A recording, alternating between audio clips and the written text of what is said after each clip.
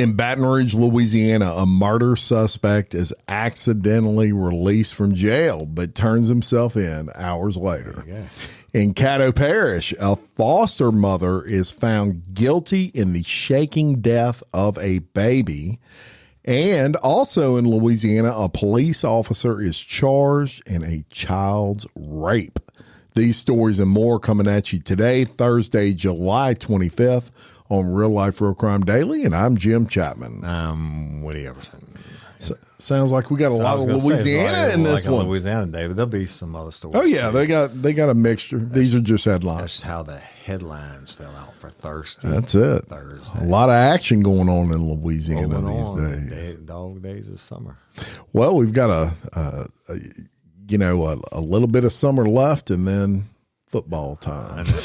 I can't say enough about Football time and then hunting season. So, yeah, it's true. It all comes together at the same time. My favorite time of the year. Yeah. But let's get down some true crime time for Thursday. All right, and we're going to start off in Baton Rouge, and a video posted to his Instagram page shows 21-year-old Rashawn Alexander leaving the East Baton Rouge Parish Prison. This was last Wednesday morning. The problem with that is, according to the district attorney, he wasn't supposed to be released. Right. Apparently, he paid bond and no holds were reflected at the prison for whatever reason, and he was able to bond out like anyone else would have. That from Hiller Moore, the district attorney in Baton Rouge. Shout out Hiller. He's a great guy. The locally known rapper has been in jail since March of 2023, waiting to stand trial for the murder of Nicholas Williams. At the time of his arrest, Alexander was out on bond on some other charges. On Tuesday, this is last Tuesday, during a routine motion hearing, Judge Tarvold Smith found no probable cause for one of those charges involving possession of a firearm. For reasons still unclear, there was no longer documentation holding Alexander in jail, and the jail allowed him to post a $260,000 bond. Despite the judge finding no probable cause on one case, he had multiple other cases, including murder, and everybody understood the hold was still in place on those other charges. The mistake was noticed immediately. Once Judge Smith was notified of his release, he issued a new arrest warrant. Alexander turned himself in last Thursday morning and is back in custody. Moore said he's not sure where the communication breakdown happened, but it definitely happened. When they left the hearing, no one was under the impression that Alexander would be allowed out on bond. I don't know where miscommunication could have happened, but that it obviously did happen. That from Hiller Moore. Yeah. This dude got out of jail, but shout out to him for turning himself back in. He could have just hauled ass. You can't outrun those murder warrants. And here's the thing. You bet he probably turned himself back in with one hell of a hangover. Oh, I bet. Oh, yeah. He's like, fuck it, I'm good. I had 2 nights out. I got to blow it out. I was up in the club and doing this and doing that and got the notorious. Live the free life for a minute anyway. Right? And just when you thought it was safe, the bad guy was safely in jail. I bet. I can only imagine what his thought process was when they're letting him out. And he's like, oh, yeah. He probably wasn't. I'm not going to say nothing. I'm going to sit here. Because he was laughing. Oh, yeah, man. And probably couldn't believe it. I probably went straight to, it's his favorite restaurant. Yeah. And then did everything else, right? Because, he had to call somebody to come pick him up. Yeah. And they were like, you ain't going to believe this. They let me out. They accidentally let me out. Oh, shit. Somebody lost their job over that one. Oh, yeah. All right. So we opened all the headlines in Louisiana. Well, I'm going to throw a little monkey wrench in there and save one of the headlines for later. Let's go to New York City. Get a rope. All right. It's a crazy ass story here, man. So 2 men were charged Thursday in connection with the fatal shooting of a 1-year-old boy in New York City last year. That's according to a news release from the Brooklands District Attorney's Office. Now, the baby, identified as DeVale Gardner, was killed last July on the sidewalk in the front of Brooklyn's Raymond Bush Playground. Less than a year after that shooting, Deshaun Austin, 25, and Akeem Artis, 24, were arrested and charged in connection with the shooting and DeVale's death. Both men are members of a local street gang called the Hoolies, and the violence was motivated by gang rivalry and retaliation. This according to the Brooklyn DA, Eric Gonzalez. Artis was the driver of a car from which Austin and a second shooter, who was not named, means he probably ratted, exited and then fired into a crowd that was attending a cookout. This was on July the 12th of 2020. And 4 people were shot, including the infant. The other victims, all innocent bystanders, survived.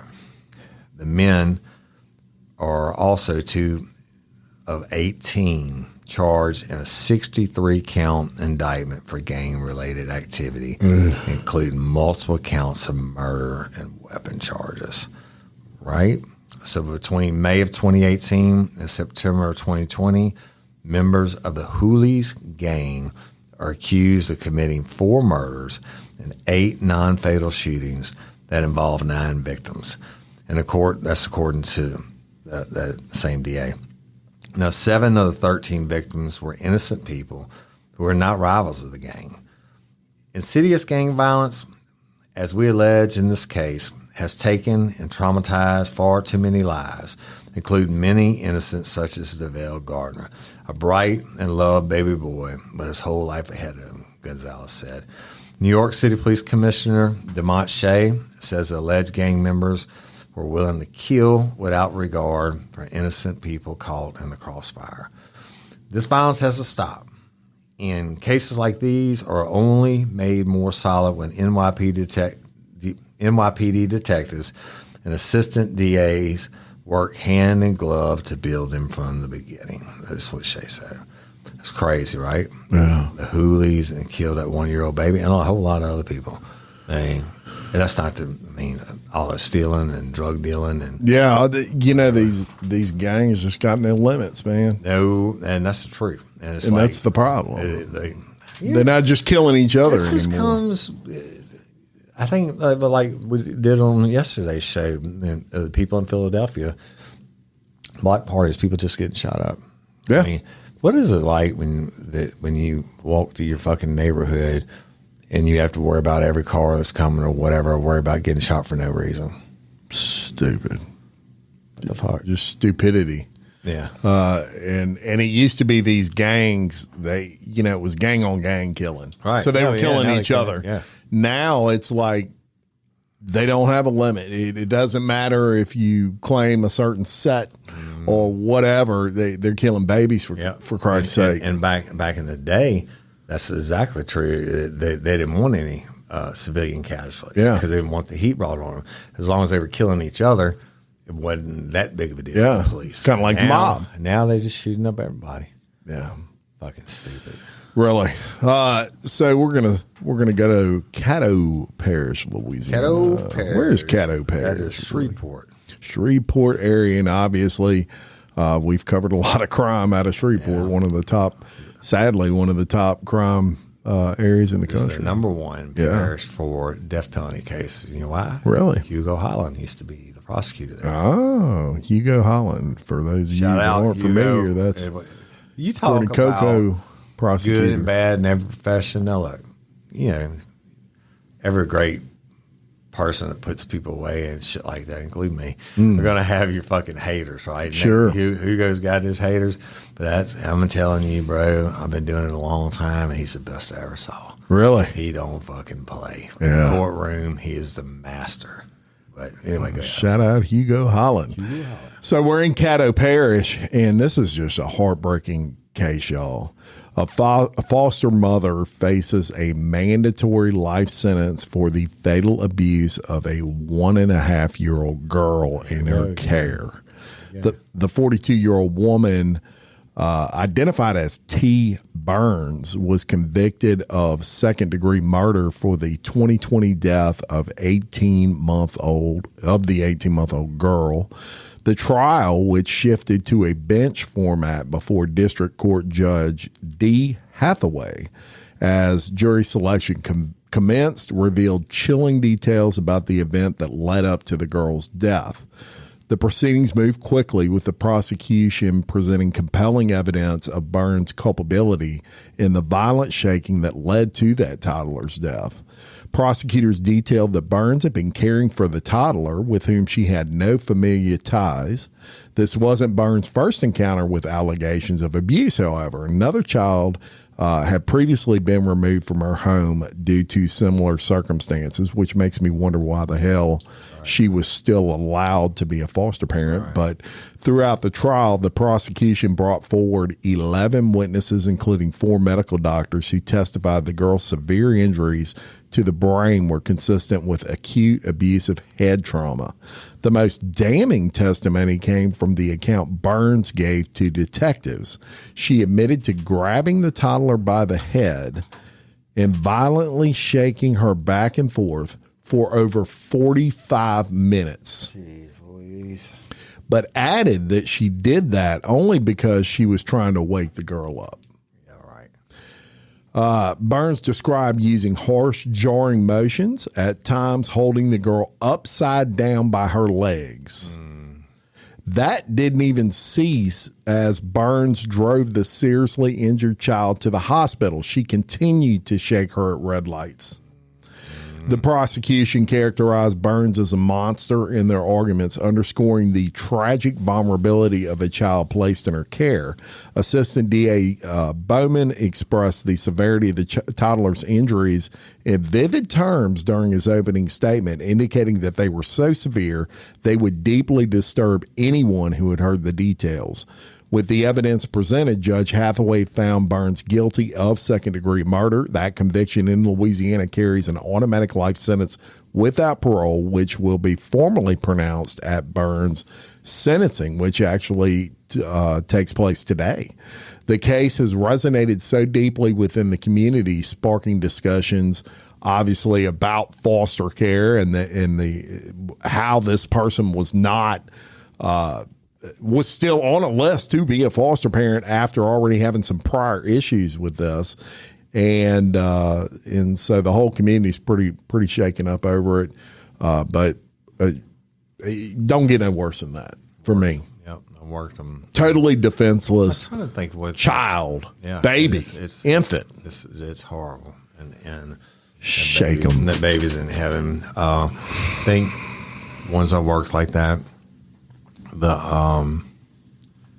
it's something, and the medical people can correct me on it, but when you're that young, your brain doesn't even have the protective membranes like we have, and so you're more susceptible to, especially when you're shaking and et cetera, to your brain moving back and forth. Yeah, and it's just horrible. I worked a couple of them; they suck. Yeah, I tell you, one of the hardest things I ever had to do was respond to, what was the hospital? It was right across the line. We didn't have all these hospitals in the parish back then. Oster. And God, I used to go to that emergency room like every time I'm working night shift, because that's where, gunshots or rape victims or whatever. And this was a dead baby. And I had to go take the baby. I think I didn't tell you about this. I had to go, the baby was dead. They called and said the baby's dead. The parents brought it in, and it has to be autopsy. And I had to go in there and take that baby from that mama, and it was not pretty. Yeah, but it had to be done. And it turned out it was just like SIDS death or crib death, whatever the fuck they call that shit. Yeah. And unexplainable, but, had to take it from them. Of course, I sat there a long time, watching them, because in case they try to hide evidence, in case it was something nefarious. And look, I've worked shaken baby syndrome is what we called it, and where the babies were dead from that. But taking that baby away was one of the shittiest things. I can only imagine. Yeah. Anyway, awful situation all around, and Hopefully this lady spends the rest of her life. She will. And then look, she's behind bars. She ain't gonna do easy time. She's going where she's gonna go. And even women in women's prisons hate baby killers. Yeah. It's like the men's prison. The rapists like this motherfucker I'm about to tell you about now. Spark something uncommon this holiday with just the right gift from Uncommon Goods. The busy holiday season is here, and Uncommon Goods makes it less stressful with incredible hand-picked gifts for everyone on your list, all in one spot. Gifts to spark joy, wonder, delight, and that's exactly what I wanted feeling. Hey, y'all, I ordered a super cool piece. It's a candle with a sculpture of LSU's Tiger Stadium on top of it. And each officially licensed laser cut wooden replica features up to 4 layers of detail, creating a bird's eye view of a specific football field, seating section, and more. And every label includes your stadium's name, the team's logo, and school location. And it has a coconut, soy, vegan wax infused with sandalwood smell that creates tailgates and touchdown scent profile, reminiscent of game day. It's invigorating like fresh cut grass and nostalgic like smoke from a pre-game grill, and calming like the crisp autumn air of a new semester on campus. Y'all, I love it. I have it at the base of my TV, and I'm ready to watch the Tigers play on Saturday night, right? Uncommon Goods. Look, when you shop at Uncommon Goods, you're supporting artists and small independent businesses. And many of their handcrafted products are made in small batches. So shop now before they sell out this holiday season. Uncommon Goods looks for products that are high quality, unique, and often handmade or made in the U.S. They have the most meaningful, out of the ordinary gifts anywhere. They even have gifts you can personalize. From holiday hosts and hostess gift to the coolest finds for kids, to hits for everyone from the book lovers to diehard sports fans. Uncommon Goods has something for everyone, not the same old selections you can just find anywhere. And with every purchase you make at Uncommon Goods, they give $1 to a nonprofit partner of your choice. They've donated more than $3 million to date. So to get 15% off your next gift, go to uncommongoods.com/RLRC. That's uncommongoods.com/RLRC for 15% off. Don't miss out on this limited time offer. Uncommon Goods, we're all out of the ordinary. Hey, y'all, changing my wardrobe from summer to fall, it's never easy. Luckily, Quince offers timeless and high-quality items I adore, ensuring my wardrobe stays fresh and I don't blow my budget. And there's nothing easier than going to Quince and choosing these high-quality items, like cashmere sweaters from $50, pants for every occasion, washable silk tops, and so much more. The best part? All Quince items are priced 50 to 80% less than similar brands. By partnering directly with top factories, Quince cuts out the cost of the middleman and passes the savings on to us. And Quince only works with factories that use safe, ethical, and responsible manufacturing practices and premium fabrics and finishes, and I love that. I got the stainless steel Link Apple Watch band for $59.90. It's heavy duty, it's awesome, and it's like $100 less than I could find anywhere else. And I also got a 100% organic cotton fisherman quarter zip up sweater. The color is alabaster. Man, I can't wait to wear that this fall. And Cindy got the Mongolian cashmere boat neck sweater in heather gray. And I'm telling you, these are classic pieces at a fraction of the price. Make switching seasons a breeze with Quince's high-quality closet essentials. Go to quince.com/RLRC for free shipping on your order and 365-day returns. That's QUINCE.com/RLRC to get free shipping and 365-day returns. Quince.com/RLRC. You'll thank me later. Let's go to New Roads. What you know about New Roads, Jimmy? I know they have a heck of a Mardi Gras parade. They do. And let me tell you this. When I was a kid, with my grandfather, well, my mom's dad, had the very first camp on the town side. So you had, if you're driving down Main Street, you pass up the Catholic church, right where Beauregard's, the bar and the launch is. We had the first camp there, and I was raised there during the summertime. Falls River, and loved it and everything. And got in trouble one time for on a Saturday night. Me and my best friend were mooning cars everywhere. I was on Main Street, and the cops got called on us and shit like that, or swim. Actually, I was already in trouble for it, so I was juvenile. But anyway, let's go to New Roads. Is a really cool place. We used to play Falls River Academy there. I dated a few girls from there back then. I actually was in my National Guard unit was in New Roads. Oh, really? So I spent a lot of fucking time in New Roads, right? Yeah. So it's like it's not as big as Denham Springs or not even probably Walker. It's more spread out. I think Falls River is like 12 or 13 miles long. Police department, not that big, right? But they got a problem now. A New Roads police officer was arrested and charged with multiple sex crimes involving children on July the 20th.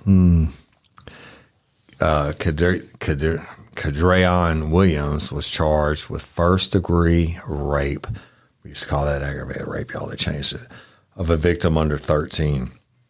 First-degree rape, armed with a dangerous weapon, indecent behavior with a juvenile, and pornography involving a juvenile. Now, Point Caddo Parish Sheriff Renee Thibodeau issued a statement saying that the New Roads Police Department asked the sheriff's office to investigate possible charges against the officer. That's standard, right? You don't, so especially something that's serious. And Joe Ferrine is his chief criminal deputy. He used to be the chief of Livonia. That's my brother-in-law's brother. But anyway, they said no available information is available at this time. Thibodeau said an investigation is ongoing, so it's still a developing story. But let me tell you something. Do you know it used to be, and I think it still is, that charge, kid rape it used to be under the age of 12 when it was aggravated rape. Now they've raised the age limit to 13. You get a death penalty for it. Probably what that is, only one person in the history of the state of Louisiana, back in my day, only one person in the history of the state of Louisiana had ever been charged. They took him to trial and gave him death for it. And he was out of Jefferson Parish. It was for raping kids. But they overturned it and ended up doing life. Now, I thought David Constance, I just fucking knew that dude was going to get the death penalty. But then they blindsided me in the grand jury and said, don't say anything about this, and we're not going for aggravated rapes. And I ended up getting them to go for it anyway. But they took the death penalty off the table. Yeah. And I don't know. Well, police officer, bro. Police officer. And I would imagine armed with a dangerous weapon and all that. Probably, I don't know. And he's got videos of it and shit. And you just said it. It's a police officer, and to me, that makes it 10 times worse because you're such a trusted member of the community. When you see someone like a police officer doing these things, or a teacher, or priest, or anybody that it's horrible no matter what. But when it's someone in the community that has this level of an expectation of trust to violate it like that, I mean, there ain't a whole lot of things outside of the realm of what they deserve. Yeah, to get the death penalty. But they probably won't. And but we're just talking about that woman going to prison, shaking that baby, and she's gonna have a heart attack. Oh yeah. This motherfucker really gonna have him. He didn't kill a kid. He raped the kid, allegedly raped the kid, and he's a police officer. Yeah, he's gonna have a hard time. He's gonna spend the rest of his life. And good for him if that's what he did. And the Louisiana also the chemical castration and the physical castration that is a deal. But he ain't never getting out anyway. Better look out. Yeah, that's true. He's not even. I mean, they're not gonna plea. They're not gonna plea you down if they got video and shit. There's no plea offer on that. Yeah, and. I don't know. Well, fucking crazy. We're going to keep it in Louisiana, and we're going to actually go back to Tangipahoa Parish. Oh, shit. Here we go. We were just in Tangipahoa, I think, last episode. Yeah. So a woman was arrested. This was this previous Friday for attempting to get access to inmates at the Tangipahoa Parish Jail by lying about being their attorney. Yep. There you go. So, according to the sheriff's office in Tangipahoa Parish, Connie Jones, who was 44, presented herself as the attorney of 2 inmates that were being rebooked into the jail. Detectives knew from their investigation into the inmates that Jones was not an attorney. She was not a paralegal, not only in Louisiana, but anywhere else in the United States. And during Jones' booking, detectives were made aware she had come to the jail with additional people who were waiting in a car in the parking lot. After engaging with the occupants, detectives ended up actually arresting one of the individuals for having synthetic marijuana in their possession. Jones was booked for false presentation, practicing law without a license, and criminal trespassing. Nice. So they try anything. Yes, prisons are full of dummies. And now, what would... So if you're a lawyer, you can just get in and talk to an inmate. I was going to tell you, in my defense business, a lot of the clients were locked up. Yeah. Right? Murder charges, what it may be. And I've been, I've almost every parish prison in this state. Yeah. To see an inmate, right? But especially like initial consultations and shit like that, you go with the lawyer. Right? The lawyer hadn't even met him in person yet. And I used to work with a bunch of different lawyers. Matter of fact, you're listening to this, I'm out of town working on a defense case right now. Yeah. On a child sex case. But so here's what's funny. Me and this one lawyer every time we went to a fucking parish prison where they didn't know us. Like one time we drove all the way up to Ruston and they had a murder at, what's that school? Not The Louisiana Tech? No. The one where Doug Williams played at. Grambling. So they had a murder the weekend, homecoming in Grambling, right? Anyway, we go in the first time, and you have to sign in. The lawyer has to sign in. And if I'm with them, they say, my investigator, blah, blah, blah. And every time we go somewhere, and we'd sign in, and then when they finally read the book and call us in, they would think I was a lawyer. My buddy was an investigator. Like, you're an attorney, come on in, sir. We laughed about it. But, I mean, you're supposed to show bar card, your lawyer's bar card and shit like that. Nobody ever checks. They don't give a fuck. I'm sure people use it for nefarious reasons. Lawyers don't get searched. And they can bring in their cell phones. They can, bring in the briefcase and shit like that. Now, if you're a douchebag, and there are douchebag lawyers, you can pass contraband and do whatever. Sure. So interesting. How much there you have it. There you have it. She didn't get away with it. No, she did not. And there you go. Just when you thought Tangipahoa was out of the news. When you thought Louisiana was out, because we've done nothing but Louisiana and one New York today. Yeah. Right? But let's tell you about something a little bit different. All right? Another sad story. And an Ohio man out to the Buckeye State. Ohio man was indicted on charges accusing him of killing his living girlfriend after their daughter found, bone fragments in their driveway. Right?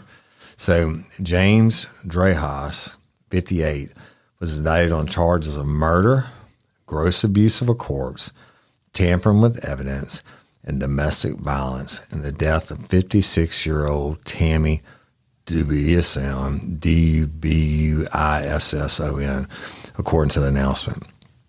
I hate to fuck up her name, but Dubisson was last seen on May 22nd at her home in Cleveland, but was reported missing almost a month later on June 19th. Now, Malley, I guess the reporter, said the killing happened between May 6th, or detective, killing happened between May 16th and June 6th this year when Drehas struck Dubisson in the head, causing her to fall to the ground. He then left her in the driveway for about 8 to 10 hours and did not call for help. Winner, chicken dinner. When he returned to the driveway, O'Malley said Dre Haas wrapped her body, this is crazy, in trash bags and threw it in a garbage can. All right. On June 6th, D-Day, Dre Haas moved the body to a dumpster at a nearby elementary school. The couple's daughter found bone fragments in her parents' driveway on July 7th and called police. That's according to the announcement. Anyway, Dre Haas was arrested 2 days later after the medical examiner's office confirmed the bones were human remains. It's unclear whether Dre Haas has an attorney representing him, blah, blah, blah. And police don't have a motive, and he hasn't entered a plea. Wow. He must have confessed, though.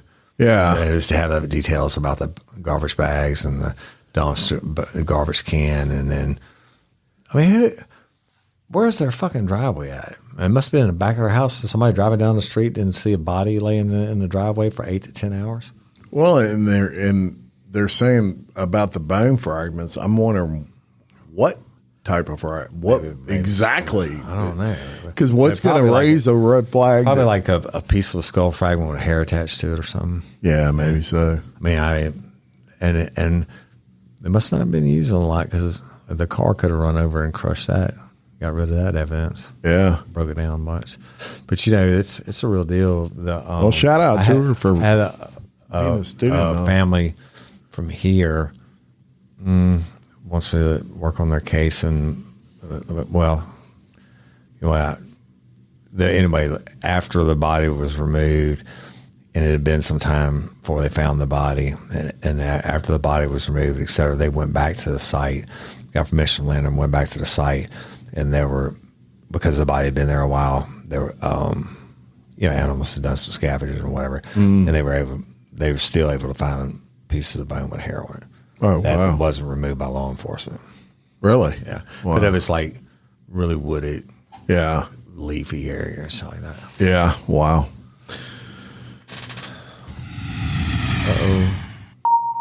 Got a wild mile high crime for you today. Lay it on me. So a woman is in critical condition after being stabbed several times this past Saturday evening at Miami International Airport, one of the biggest airports in the country. Right. I've been there many times. This, according to the Miami-Dade police, the incident occurred just after 11:30 p.m. on the 4th floor of Miami's Concourse J in the pre-security area. The woman was attacked without provocation, police said, and was nearly thrown over the railing. She was able to escape to the third floor, where officers discovered her and took the suspect into custody. In the initial chaos of the stabbing, police were called to the scene for an alleged active shooter. That turned out to be false. Miami-Dade Fire Rescue took the victim to Jackson Memorial Hospital trauma center, where she remained in critical condition. Names for the victim and suspect have yet to be released, though the attacker was identified as a male. All passengers in concourses H and J were evacuated and subsequently rescreened, according to a Miami spokesperson, and operations returned to normal around 1:30 a.m. that day. That's crazy. So obviously that took place in the pre-security area, so it was before they had to go through the medical detectors, because, my first question just prior to reading that was, how the heck did they get a knife through security? Well, right. That's how they did it. They did it before they had to go through all that screening process. Yeah, but I mean, sometimes shit gets through, but it doesn't really say what spurred the attack. Did they get into a verbal altercation? Doesn't really say. But this is a major airport, and it's 11:30 at night, but guaranteed there's a lot of people flying at that time. Oh yeah, and Miami. Yeah, it's it's really crazy. International, especially to South America. And I've stayed. I used to do a lot of work in Miami, and I flew in there a shitload of times. it's busy. It's not like La Crosse, Wisconsin. Yeah. They shut that motherfucker down at 10 o'clock at night, right? Yeah. But, Hey, ladies, are you feeling overwhelmed by hormonal changes? Well, you're definitely not alone. There are more than 1,000 hormone disruptors living in our environment right now. It's in your food, your water, the air you breathe, the clothes you wear, your skincare products. They all mess with your hormones. Then there's the natural hormone changes your body goes through, premenopause, menopause. And while it's a natural process, it doesn't mean you have to suffer through it.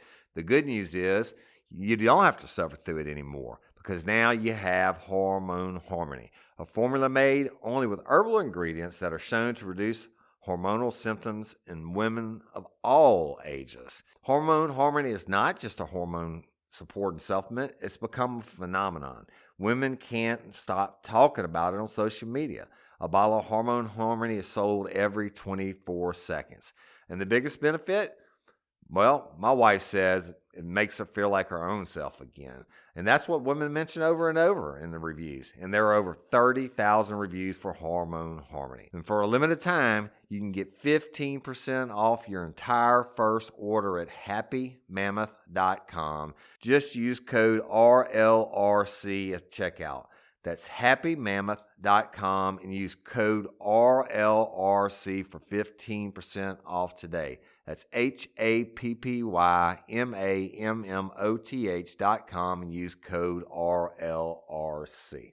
Got great ideas, but no idea how to build a website? Get Bluehost. Their AI design tool creates high-quality WordPress sites super fast. Whether you're a blogger, influencer, or launching a side hustle, Bluehost helps boost your growth with built-in marketing and e-commerce tools.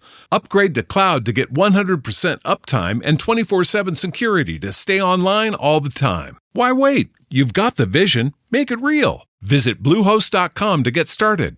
It's really, really... Yeah, and so I don't know what this person, people, it's like people don't, you would think common sense would say, you're not going to get away with this. You're about to go to jail for attempted murder, and people just don't give a frick, man. Right. They will stab you in a heartbeat. And it's like, what a dumbass. Well, I agree with you on that. I tell you what, since you did a Mile High, and I haven't done one in a while, why don't you throw me a Kinky Crimes? Oh, I was hoping you'd say that. But this one's going to be different. Yeah. Kinky Crimes for Thirsty Thursday. Y'all, most of the Kinky Crimes we do are kind of funny and shit. And this one's not really, maybe so. But we'll let you be the judge. It's kind of long, too. Let's go to Florida. Hardy County. I have no idea where that's at. Hardy County, Florida? Hardy, just like Hardee's. Okay. We got the meat or beef. You ever eat Hardee's? Yes. I think I only ate there like once in my life. It ain't been much. A couple of times. Just not a fucking fan. Yeah, I don't think if they offered me free food for life to do a commercial, I don't think I'd take it. All right, so Hardy County, Florida. An online encounter ended in multiple charges, included attempted murder for a Florida woman. Crystal Skiba is facing 10 charges following her April 24th arrest in Hardy County, Florida. Deputies were called to the scene by an alleged victim who claimed Skiba fired multiple shots at him as he fled her home. Now, the alleged victim, whose name is redacted in the court documents, told investigators he connected with Skiba on Facebook earlier that day. Their conversation turned flirtatious. Ooh. Right? When discussing work for a horror production company, he was trying to start as Skiba, whatever the fuck her name is, this Skiba, invited him to her home. He thinking, hey, lucky, right? Yeah. When he arrived, Skiba directed 2 young children to go into another room before taking the man into her bedroom. Oh. Right? The man said he spotted a handgun on the bed and claimed Skiba was attempting to seduce him and get him sexually aroused. After performing oral sex on the man, Skiba said, you can't leave without paying me, right? Oh, jeez. The man told I didn't expect that. Man told investigators he tried to leave the home, but an armed Skiba attempted to block him. With his hands in the air, he pleaded to leave and walked out the door to his car. Well, as he began walking to his car, he continued to walk with his hands in the air and noted Skiba was attempting to cock the gun. Uh-oh. Yeah, I bet I'm not going to be walking at that point. So the victim believed the handgun became jammed and had a malfunction. As he was driving away, Skiba allegedly cursed at him and fired the handgun in his vehicle multiple times. Skiba told authorities a different version, though, of events. She claimed she invited the man over to smoke out, but kicked him out of the home after he insinuated he wanted to have sex. Skiba also claimed the alleged victim was the one that fired her from his vehicle when he was leaving. While searching her home, authorities found firearms, illegal drugs, and paraphernalia. Deputies also noted living conditions in the home were atrocious, with mounds of trash, rotten food, cat feces, and mold throughout.